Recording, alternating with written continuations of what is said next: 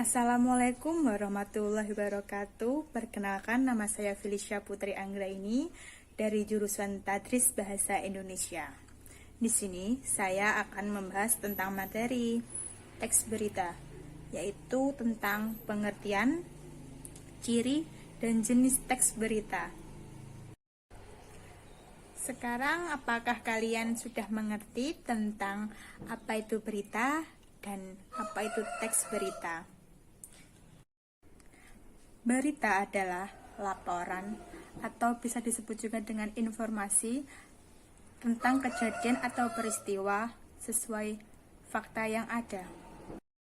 Sedangkan teks berita adalah teks yang melaporkan kejadian atau peristiwa fakta yang ada. Apakah kalian mengerti tentang ciri-ciri teks berita?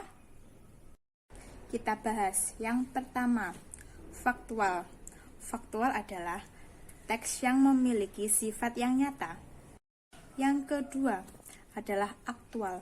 Aktual adalah berita yang benar-benar terjadi pada kejadian.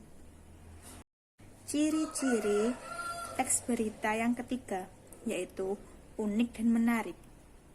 Berita yang unik dan menarik adalah berita yang dikemas dengan kata-kata yang menarik. Yang keempat adalah sistematis dan lengkap. Berita yang sistematis dan lengkap adalah berita yang disajikan secara berurutan. Ciri-ciri teks berita yang kelima yaitu seimbang. Yang dimaksud seimbang adalah teks berita yang harus memuat satu peristiwa yang tidak menyudutkan salah satu pihak atau seseorang. Ciri-ciri teks berita yang keenam atau yang terakhir yaitu komunikatif.